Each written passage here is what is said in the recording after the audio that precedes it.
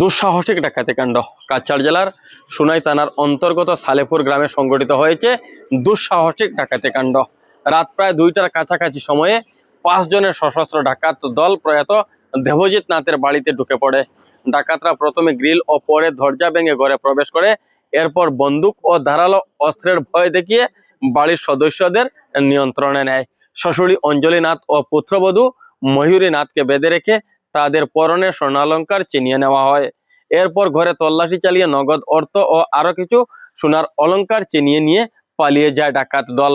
ঘটনার খবর পেয়ে আজ সকালে সোনাই পুলিশ ফরেনসিক টিমকে সঙ্গে নিয়ে ঘটনাস্থলে পৌঁছায়।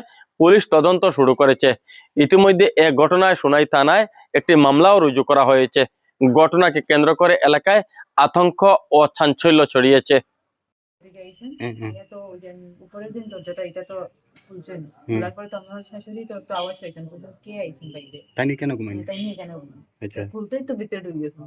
ঢুকেও তো মা এখানে বসে তাই দিয়ে চাকু দিয়ে দেখাইয়া আর গলা মানে আর কি মুখ চিপা মানে রাখিয়েছে। এখানে 2জন আসলা আর ভিতরের রুমও 2জন ঢুকছে, মানে আমার সামনে গিয়েও তারা এরকম মুখ চিপা মানে রাখে দিয়েছেন। তারা মানে আর কি বলছেন, তোমরা কিচ্ছু মাতিও না, মুখ বন্ধ করে রাখো, কই কিটা আছে এরকম।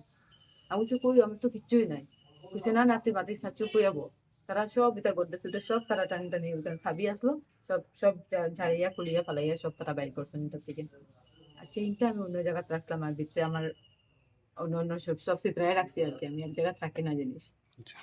এরপরে তো কানের তো খুলিয়ে খুলে এখানে বয়া লইছেন এটাই।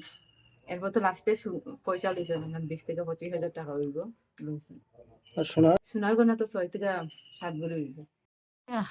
তো তারা শব্দ করছে দরজায়, খেয়ে কইয়া কইতেও গড়ে ঢুকছে, ঢুকিয়া কইছে আমি পুলিশ পুলিশ পুলিশ কইয়া আমার কিনারে গেছে গিয়া আর শব্দ করবাই না কইয়া আমারে ইয়ে করে দিছে, বান্ধি দিছে। বান্ধিয়া আমার তো গলার চেইন, কানর, আটর সব গুলা লই দিছে। লইয়া বউর কাছে আবার গেছে, বউর কাছে গিয়া যত আজমিরা ইয়া আসে সব বাইর করিয়া ওটা শোনা যায় না, যত তার পয়সা পয়সা আছে সব কিরকম ঢুকছে করো ওই গ্রিলটা খুলছে, আসলে তালা লাগাই আছে। আর দরজাটা